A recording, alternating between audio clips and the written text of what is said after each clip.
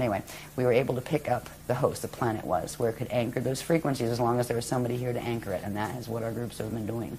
We are, I mean, our bodies are energy, everybody's bodies are energy, and we're all anchoring something. And right now, the planet, most of it is anchoring the Metatronic currents. And there's a few people that just because they happen to have the DNA codes that they are connected with the crystal and don't know it, are just going about their little lives, but anchoring it, the good currents anyway. But there are, I'm not aware of any other groups that are working at all with the Christic energies as far as the grid works they're doing. So we go around and we do grid work, and very specific grid work. You see these type of diagrams? Well, when we go to do like grid work someplace, we know what a vortice is, right? We know where to go. We know this information. We don't just go play like a planetary guardian like a lot of people do, unfortunately. Mm-hmm. People that are inadvertently anchoring the negative currents and opening gate sites on the the wormhole codes because they don't know, because nobody taught them the difference between them. So anyway, we made this into this cycle, and this is good because if we didn't, it would have been all over in 2012. But we passed the Kalihara cycle. We're in this cycle period right here, right now, which we haven't come to the center point yet. That'll be 2027 when we hit this point in the cycle. There are certain energy changes that take place here, certain accretion cycles. Now, that means energy coming in cycles, right? These are accretion cycles where energy pulls in to a certain point. There are certain things that happen in each of these stages. So we are right here in this stage. This is the first stage of what's called the Kali Krista cycle. This is, what do they call this one, the Barda phase. And then over here, there's the Masha phase, I believe, and that's where you get the Messiahana word from. And the word Messiah was twisted from that word, the Messiahana word, in the ancient Atlantean teachings. That's an Anahazi word having to do with this cycle. And it's related. Is it related somewhat to Mahayana, Mahabharata? Yes, very much. In fact, a lot of the Mahabharata texts were some of the remnants that had come up from the Mahabharata texts that were the translations of the CDD plates much earlier. Yeah. So anyway, we have to this point, when we get over here, that is 2047. I don't have it marked on this one, but this would be the point in this cycle. It would be 2047.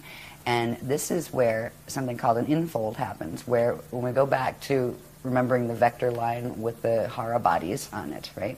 And at certain points they pull into the center and then come back out again. That is going to occur with the energy systems literally in the parts of this galaxy that can hold the host, including Earth, including our own fields.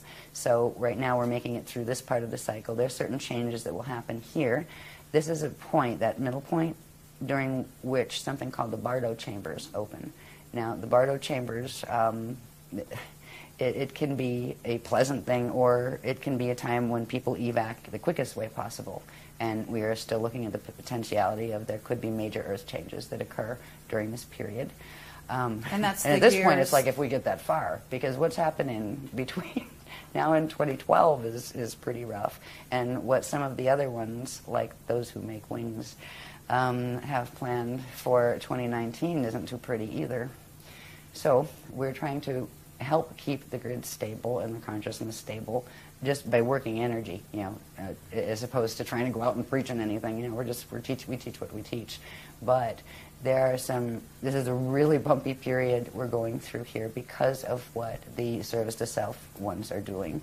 And they are seriously just trying to use this.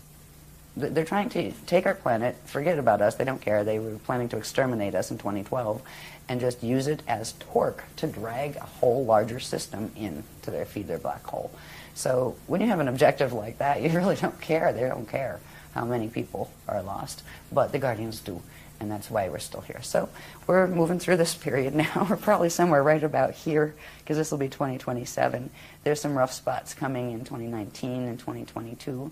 And also we are in the middle, well, not quite the middle, but in March of, I think it was March 25th, 2007, there were certain things that a particular group of the Raider races called the Borgia that are connected with the Thetans.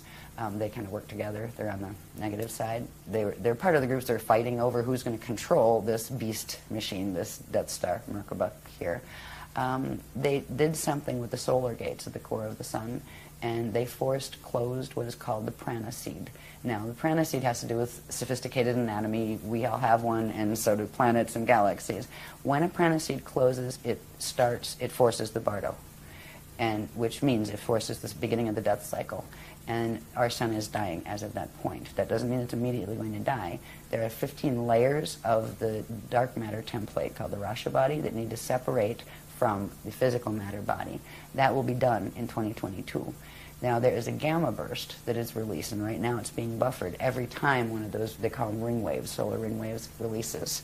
And they will get stronger as it goes into the higher levels of the rings, the higher numbers of those 15. And 15 comes in 2022. So, so far so good. We haven't had any major gamma bursts, that, solar flares that wiped everything out. But these are other potentials that we are looking at as well. Okay. As well as earthquakes and the usual stuff that end times dramas bring. Gosh. But it's not as bad as a lot of the things that some of the other people are teaching. I've heard certain people say that, oh, well, we won't even be here by 2013. Yeah, that's one of the Death Star people. Right. Okay. So I'd love to have a public debate about that one, Mr. So-and-so. Yeah, it would be great to do that. We invited that person. I think you know really? who I'm referring to. Yes. Yeah, years ago. I see. Yeah. Interesting. Mm.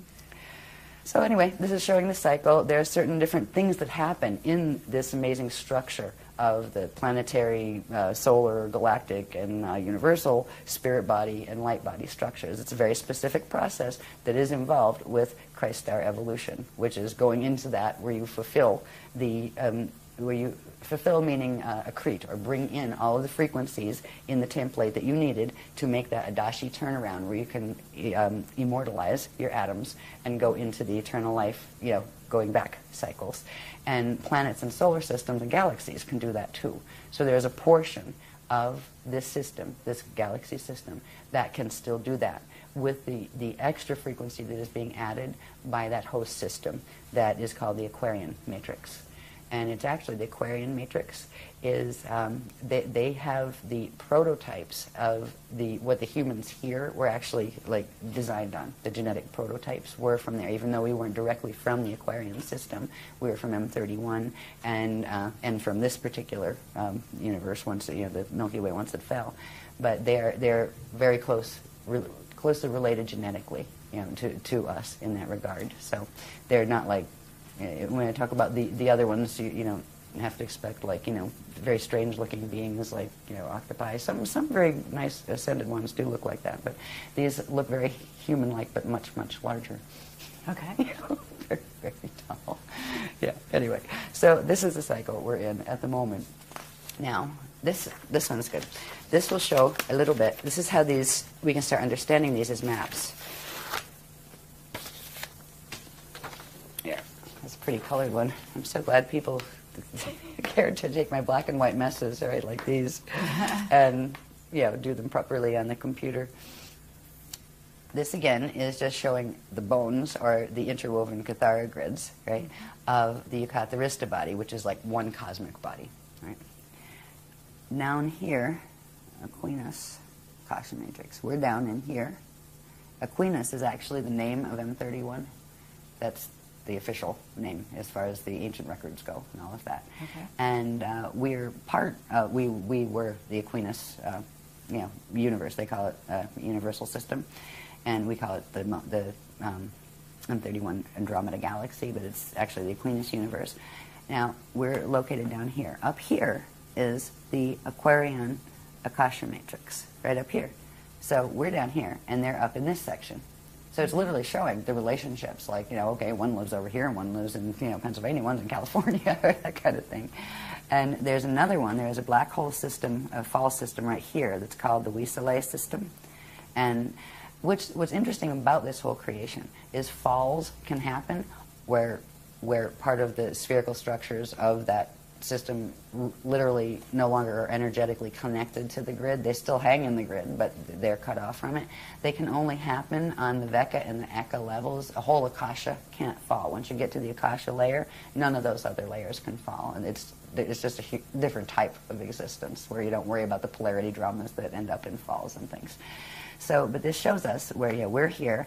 The ones that are helping us here, this is they call it it's an eternal matrix, that the purpose they choose to stay in incarnation or stay in existence is to kind of play the helpers for any of the other systems that do need, ones to go in, where they've actually, they live by a let my will be thy will as far as source goes, and they want nothing other than to fulfill what source's intention is, which is a loving intention and an assisting intention. So they find their joy in being of service to assisting the evolutions in the lower matrices, and they hold these frequencies pure. Their systems stay pure enough where they can actually send currents in and help systems or hold them up so they don't fall, and that's what they're doing with our system right now. This little red one right here, that's our immediate parallel system on this level. And this one is a black hole system. All right, the parallels are fall. We have a parallel Earth, and that finally finished falling in 2003. We have a parallel Milky Way that is a mess, and it's called the Alpha system. That was the first black hole. They look at us as the Omega system. They're the beginning, we're the end. They're planning to pull the two systems together using the Death Star Merkaba mechanics. So this is the locations, anyway, of where who's on first. We're here, over here in the Aquinas. That system, the parallel, is running in here. Our buddies that are helping us with the Crystal River host, sending us energy to literally stop. It's kind of like sending big energy arms down to hold us up, because these guys are pulling so much energy out of us, we would have fallen already. This whole galaxy would have. And then up here there is another system. This system, the WISA system, is connected with this one. They've linked through wormholes to the center of their cores, their Eka cores, and created a structure, a system of wormhole structures. One of them is the Yodhe-Vodhe wormhole structure. And any channelings and stuff coming from that stuff, it's coming right out of Wisale and that kind of stuff, and it is a false system. So there's the trickery that is going on here is heartbreaking. It's okay, serious.